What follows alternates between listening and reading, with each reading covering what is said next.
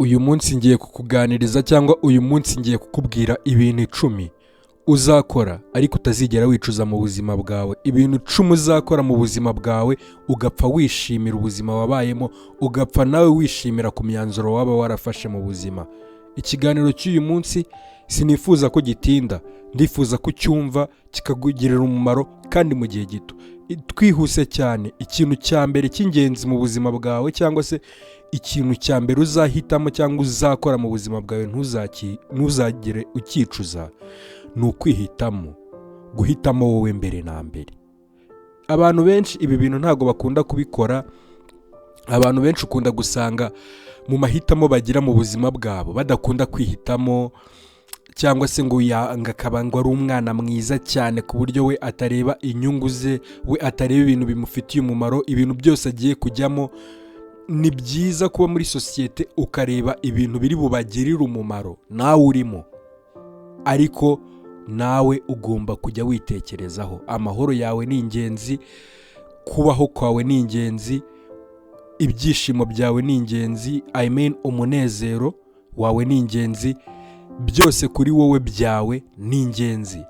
Rero igihe cyose wihisemo, n'abandi bantu muzabasha kubana neza, kubera ko uzagerageza kubaho utababangamiye, keretse abantu bonyine bazaba bashaka kurenga ku mahame yawe wishyiriyeho mu buzima bwawe, amahame agenga ubuzima bwawe, amahame agenga imibereho yawe. Ikintu cya kabiri uzakora utazigera wicuza mu buzima bwawe, gukura abantu batari ingenzi cyangwa gukura inshuti mbi mu buzima bwawe.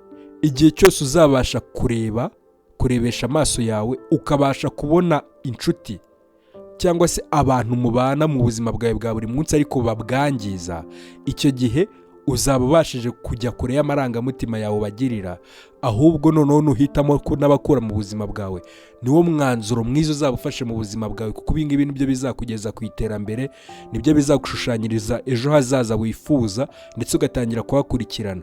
Ibi ngibi nicyo cyemezo uzafata mu buzima bwawe utazigera wicuza, kuko uzajya ubibona yuko nyuma yo kubakura mu buzima bwawe abo bantu, ubuzima bwawe impinduka zizabwinjiramo nawe uzirebesha amaso. Ubuzima bwawe buzahinduka bitari ngombwa ngo ugire umuntu n'umwe ubaza. Ikindi kintu cya gatatu muri bya bintu 10 ugomba gukora cyangwa se uzakora mu buzima bwawe ntuzigere ubyicuza, ni ukwita ku buzima bwawe, kwita ku mirire, kwita ku byunywa, kwita ku ho uryama, kwiyitaho mu ijambo rimwe. Igihe cyose uzatangira kwita ku buzima bwawe, nawe uzatekereza neza. Abantu benshi ntabwo babizi neza ko ikintu cy'agaciro dutunze muri ubu buzima ntabwo ari inzu nziza tubamo, ntabwo ari amamodoka meza tugendamo, ntabwo ari akazi keza dufite, ntabwo ari amafaranga menshi dufite kuri konti. Ikintu cya mbere kiri irreplaceable cyangwa se ikintu cya mbere utabona ikintu gisimbuza dufite muri iyi si ni uyu mubiri. Uyu mubiri niwo wikoreye twebwe, uyu mubiri niwo ubitsemo twebwe. Rero ikintu cya mbere cy'ingenzi uzakora mu buzima bwawe ni ukwita kuri icyo kintu cy'agaciro kitagurwa, kwiyitaho. Hari abantu bajya bavuga ngo umubiri ni ubusa, hari abantu bajya bavuga ngo, njya numva ibintu byinshi cyane by'abantu bihebye bavuga ngo umubiri ni ubusa ibiki. Brother cyangwa sister, nakumenyeshaga ko igihe cyose ukiriho, igihe cyose ugihumeka, umubiri wawe ni ingenzi. Umubiri wawe ni ingenzi muri buri kintu cyose uzajya gukora. Aho uzasaba akazi, appearance yawe izakonta. Aho uzagenda, agaciro bazaguha, appearance yawe izakonta. Nakumenyeshaga ko n'uwo mubiri wawe utitayeho udashobora kuberwa. Uwo mubiri wawe utitayeho, ubwo se waba ubereyeho iki? Icyo ni ikintu cya gatatu uzakora mu buzima bwawe, kwita ku buzima bwawe, abemo imbere abe n'inyuma. Ibyo ni ibintu ugomba kuzakora, ni ibintu udakwiye no kugishaho inama umuntu. Ikindi kintu cya kane ushobora kuzakora cyangwa se uzahitamo gukora mu buzima bwawe kikakunezeza, ni ukuvuga oya igihe cyose wumvisha ari ngombwa. Nyumva neza, abantu benshi hari igihe tuba turi muri clique cyangwa se uri mu kigare cyangwa se uri mu gikundi, bavuga ibintu kubera ko ari benshi bari kubyemeza, wowe wumva utabishaka ukavuga ati okay, nta kibazo reka mbikore. Brother cyangwa sister, aho ngaho uribeshya. Igihe cyose wumva ibintu wowe utabishaka, bareke babikora ariko wowe wiba included, wibijyamo kuko ntabwo ubishaka. Kora ibintu bihuje n'amahitamo yawe, hitamo ubone gukora, kuko ingaruka zizava muri ibyo bintu wahisemo nizo uzabasha kwirengera. Ziba nziza zizakunezeza, niziba nimbi ntabwo uzicuza kuko bizaba byari amahitamo yawe. Ariko ikintu cyose wakoreshejwe n'igikundi kizagutera agahinda. Ikindi kintu cya gatanu twihuse cyane ni ugukurikirana inzozi zawe, gukurikirana ibyo ukunda. Iyi si yuzuyemo imirimo myinshi, iyi si yuzuyemo impano nyinshi, iyi si yuzuyemo ibintu byinshi wakora bikagutunga. Ariko iriya mirimo yose ubona yuzuye muri iyi si siko uzayikora ngo igutunge, ngo uyikorane umurava, uyikorane umwete, ngo wumve uryohewe no kuyikora. Ariko igihe cyose uzaba uri gukurikirana ikintu ukunda, imvune zacyo nazo uzabasha kuzihanganira. Ariko igihe cyose uzaba uri gukora ikintu uri kugikora kubera nta rukundo, ari ugupfa kugikora just, nshuti yanjye, imvune zacyo zizakubera umutwaro.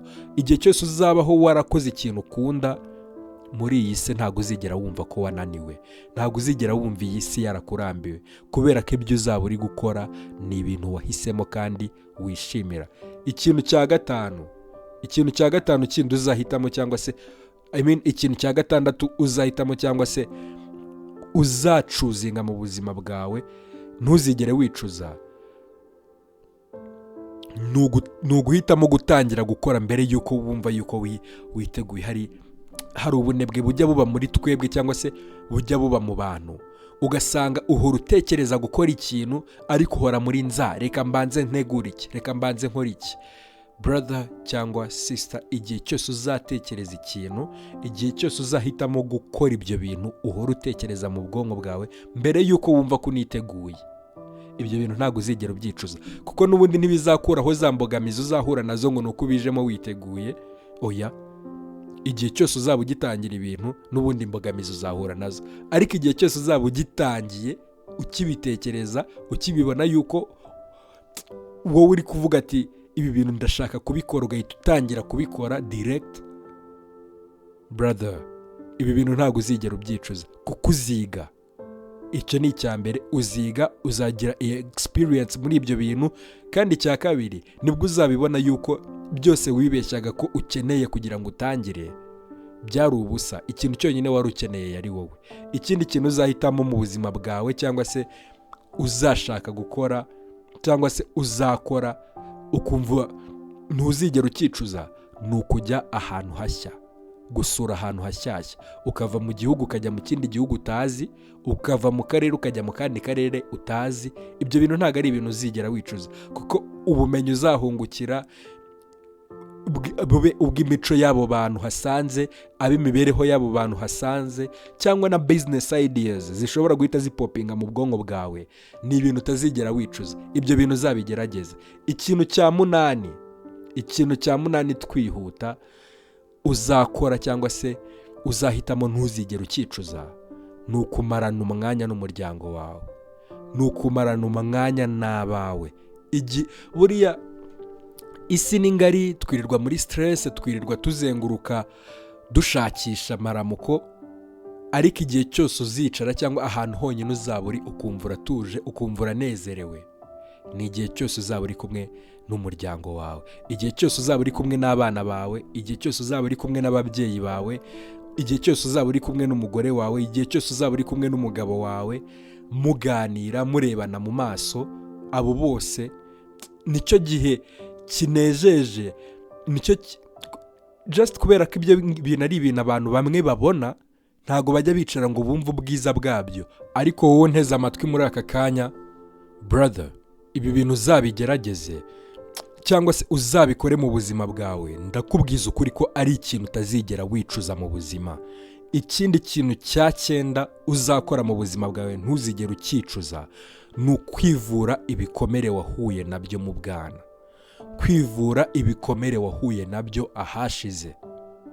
Hari abantu bagendana ibikomere, hari abantu babana n'agahinda bakuranye, hari abantu babana na trauma z'imibereho cyangwa se n'ubuzima bubi bakuriyemo, cyangwa se n'ibibazo bahuye nabyo mu bwana bwabo cyangwa se ahashize habo.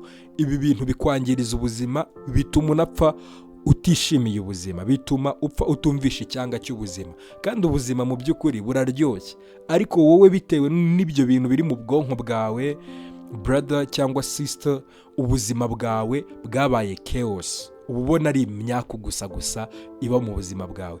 Ariko nuramuka ufashe umwanya cyangwa se nuramuka ubashije kwivura ibikomere byawe byahashize, ni umwanzuro utazigera wicuza mu buzima bwawe, kuko nibwo kubaho kuri wowe bizaba bitangiye. Ikintu cya 10 ari nacyo cya nyuma, gusevinga amafaranga kare, cyangwa se gutangira kwizigama kare, gutangira kubikira amafaranga inzozi zawe kare. Hari abantu tuba tuzi ko igihe dufite muri iyi si ari igihe kinini, igihe dufite muri iyi si kiri limited, nubwo twese ntawe ubuze igihe azapfira, ariko byibuze dushingiye ku biriho, ushobora kureba igihe uzacikira imbaraga, igihe umubiri wawe uzacikira imbaraga, ushobora kureba igihe uzaba hari ibyo utagishoboye gukora, tugereranyije cyangwa se dushingiye ku bandi bantu babayeho. Rero ikintu cyangwa se inama cyangwa se ikintu uzakora mu buzima bwawe ntuzigere ukicuza, ni ugukora ishoramari ryawe neza hakiri kare, gufata amafaranga cyangwa se gutangira kwita ku hazaza hawe, ku masaziro yawe hakiri kare. Iki ni ikintu uzakora mu buzima bwawe ntuzigere ukicuza. Nari nateguye ibintu 10 ndi bukubwire utazigera wicuza, cyangwa se amahitamo 10 uzafata mu buzima bwawe ntuzigere uyicuza. Niba iki kiganiro cyakuryoheye ukaba wumva ukeneye ko dukomeza iyi topic tukagikorera na part 2, ubyandike hasi muri comment. Reba hasi niba wakoze subscribe. Ibiganiro byo ni buri munsi bigeraho ahangaha kuri Don Wave. Ciao ciao.